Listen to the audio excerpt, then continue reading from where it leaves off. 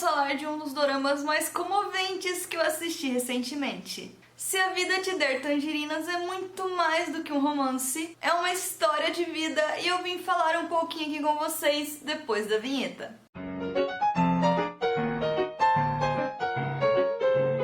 Olá pessoal, tudo bem com vocês? Eu sou a Choco e bem-vindos ao canal Pipoca. Antes de começar, deixa o like, se inscreve e me siga nas redes sociais para você ficar por dentro de tudo que acontece na cultura pop e nos bastidores aqui do canal.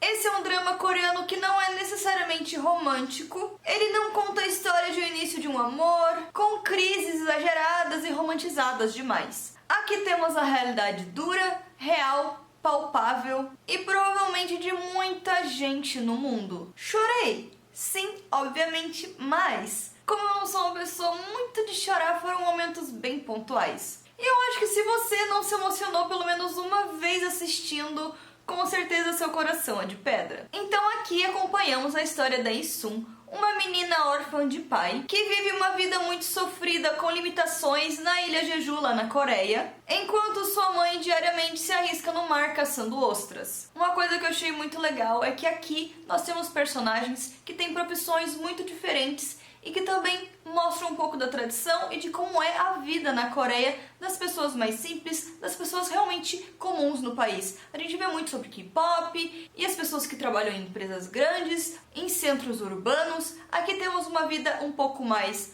rústica, de interior ali, litorâneo, com profissões difíceis muitas vezes, trabalhos mais difíceis, mais complicados, mas que muitas vezes não são tão vistos e que aqui eles têm um certo protagonismo, como por exemplo as Haenyeo, ou mulheres do mar pra gente. Na Coreia elas são conhecidas pela tradição de coletarem frutos do mar a profundidades altíssimas, podendo chegar até 10 metros. E geralmente elas não usam um equipamento de proteção e de mergulho, sendo sim um trabalho bem arriscado, onde podem ocorrer acidentes. E mergulhando até 10 metros elas encontram abalones, ouriços e outras espécies que são bem comuns da culinária coreana. Acompanhamos então esses 50 anos entre 1950 e 2000, narrados pela filha da Isum, a Gyeong-yeon, que até então eu achava que era narrado pela Isum, e depois eu vi que era narrado pela Gyeong-yeon, e daí depois eu me perdi, eu não entendi, e no final eu achei que fosse pela Isum de novo, mas eu acho que desde o começo sempre foi a filha dela. Uma coisa que eu achei muito legal também aqui nessa história é que, como a gente acompanha os anos 50 até os anos 2000, muitas coisas acontecem, como Copa do Mundo, crise financeira e econômica, política também. Temos momentos ali de eleição, eles conseguiram utilizar muito bem como pano de fundo aqui na história e também como parte da trajetória dos personagens. Tudo que aconteceu ali naquele período na Coreia foi sim retratado para contextualizar a história no período que as coisas foram acontecendo, e foi muito legal acompanhar um pouquinho da realidade deles, um pouquinho da jornada da Coreia nesse período, as coisas que aconteceram conforme aconteceram e como é que as pessoas reagiram e suportaram todos esses problemas. Então temos sim um romance nessa história. A Isum se apaixona pelo Gwon-si, que desde o começo a gente tem ali o relacionamento dos dois, mas a gente começa já a história com eles juntos. Mesmo eles sendo crianças, né, eles já estão juntos. E os problemas não são necessariamente entre o casal, os problemas acontecem ao redor deles e eles precisam enfrentar as adversidades. Justamente porque a Isum é uma garota tímida, sonhadora, muito inteligente, que precisou enfrentar a vida cedo, com muita dificuldade, cheia de dor e sofrimento, mas que também, durante a vida dela inteira, sempre teve uma constância de amor, felicidade, fazendo todos esses problemas se tornarem mais leves e mais fáceis de enfrentar. É a história, então, de uma família simples, humilde, que vive um dia após o outro. E muita coisa acontece com eles, gente. Eu sei que chega a ser até um pouco exagerado o fato de muita coisa acontecer justo com essa família, mas eu acho que é justamente por isso que eles fizeram esse dorama. Acontece tudo com eles, mas são coisas muito reais e muito comuns que acontecem na vida de muita gente e que sim, foram compilados na vida de uma família só, mas justamente para fazer a gente perceber, refletir, analisar, ver como é que cada um reage, como é que eles enfrentam as coisas, como é que foi difícil para cada um enfrentar cada uma dessas situações, como é que eles conseguiram passar por isso e como é que eles conseguiram manter a cabeça erguida, a alegria, o amor, o companheirismo, aquela união que eles têm apesar de tudo, mesmo com tantos problemas. Drama familiar da melhor qualidade, sem exageros, algo bem realista e bem emocionante. E durante toda a história acompanhamos o luto retratado de diversas formas, como os personagens enfrentam essa perda, como eles seguem em frente, como eles lidam com isso, o que essa falta afeta no emocional, no dia a dia de cada um deles, se há conversa, se não há, se eles conseguem falar sobre o assunto. Eu acho que isso foi uma coisa bem interessante que em uma das situações eles não conseguem nem conversar sobre o assunto. Então, assim, a gente percebe uma humanidade muito grande nos personagens e é muito forte isso, esse senso de família, esse senso de pertencimento e o quão o luto é difícil para eles de superar, assim como é para muitas das pessoas, não é todo mundo que supera esse tipo de coisa facilmente. E ali a gente vê de uma forma muito bonita, muito emocionante, muito comovente e também de uma forma leve. Eu acho que uma coisa que os coreanos andam conseguindo fazer com excelência são histórias assim, com muito peso dramático, mas de forma leve. E eu achei muito interessante que eles usam a metáfora do inverno e da primavera por aqui. Não é algo muito comum para nós brasileiros, não é mesmo? Porque o inverno e a primavera e o outono e também o verão são todos muito parecidos para nós, mas lá eles têm muito pontual. Já é muito comum que as temporadas de anime tenham essas diferenças.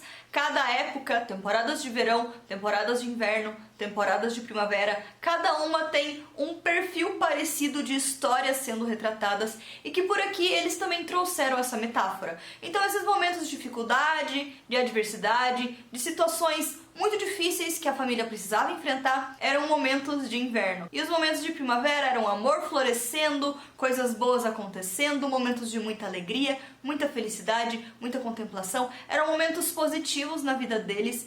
A primavera em Jeju sempre foi muito curta e era particularmente atrevida. No geral, a história é muito poética em vários momentos. Tem muitas frases de efeito, mas no geral o que eu captei aqui, que eu gostei bastante, foi essa referência ao inverno frio, gélido, difícil de enfrentar e a primavera que sempre vem depois dele. E isso é uma coisa que a gente pode tirar dessa história, porque assim, em todos os momentos a gente vê esperança, a gente vê companheirismo.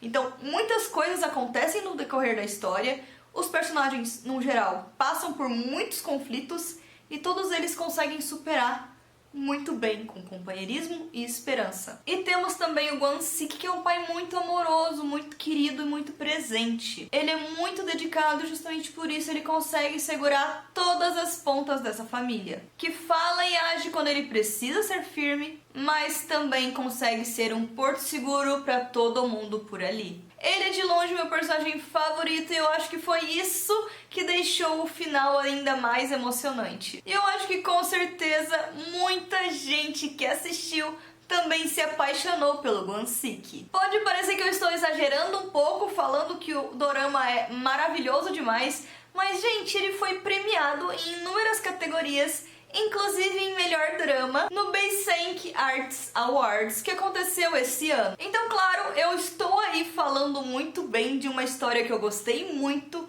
mas também ele foi muito bem recebido pelo público e também pela crítica especializada. Uma coisa que me tocou bastante ali é que essa realidade próxima ao mar é algo muito longe do que eu vivo hoje em dia, porque eu não moro perto do mar, e é interessante o quanto o mar ele é algo muito presente durante toda a história por aqui. A mãe da In-soo trabalha no mar, o marido dela também, tudo ali ao redor da ilha vive e se mantém por causa desse mar revolto, assustador, mas também que traz vida e que traz o sustento de todos eles. Então é sempre essa dualidade entre odiar o mar por inúmeros fatores, mas ao mesmo tempo é ele que traz a comida e o alimento que está na mesa, então eles têm um amor e ódio com o mar, e assim, isso acompanha toda a história. Vemos também bastante conflito entre famílias, aquelas rivalidades bobinhas que a gente vê em muitos doramas, né? É bem comum em dorama isso, mas que acontece. Eu achei muito interessante quando mostram esses momentos de rivalidade. ao mesmo tempo frustra um pouco, porque se não houvessem essas rivalidades, as coisas seriam mais fáceis para todo mundo. Mas eu entendo, parece que é algo recorrente nas famílias asiáticas, eu não vejo isso tão comum nas famílias ocidentais como é comum nas famílias orientais, pelo menos no audiovisual. E justamente por passar por essas fases da Coreia, a gente vê, por exemplo, a menina perdendo o emprego por causa da crise, uma tempestade muito forte que acontece na ilha, que também traz consequências muito difíceis para eles. Então são vários pontos ali de coisas que acontecem na Coreia e que de alguma forma reflete nessa família e que traz aí mais um momento de superação para eles. É interessante ver também o quanto que cada filho interpreta de como as coisas funcionam e de como o pai e a mãe reagem com eles e como é que eles se sentem em relação à vida que eles levam. É interessante ver como a mais velha se sente sobrecarregada, mas também o filho caçula parece que não tem esperança, justamente porque outras coisas acontecem que faz com que ele sinta essa insegurança muito forte e que não se sinta tão amado apesar de tudo. Então a gente vê muitos momentos ali de como a trajetória dessa família levou a cada um sentir e pensar as coisas de formas diferentes e que no decorrer da história isso vai se mudando, isso vai se consolidando de outra forma, isso vai também sendo superado. Então é isso, pessoal, eu gostei demais dessa história e eu queria muito que, se você ainda não assistiu, eu me esforcei para não trazer spoilers para vocês assistirem, então assista porque é realmente muito bom mesmo em diversos aspectos.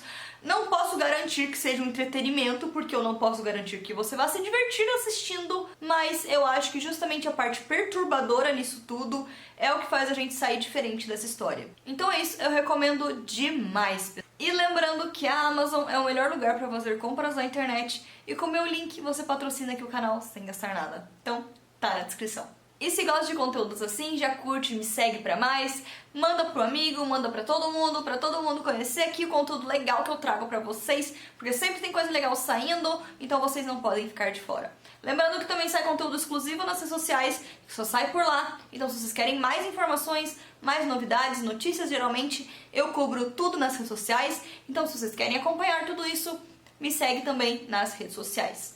E também eu coloco um pouco do meu dia a dia, coisas assim mais casuais. Então é por lá que vocês vão ver isso. Então é isso, pessoal. E é isso, pessoal. Eu sou a Choco, esse é o canal Pipoca e tchau!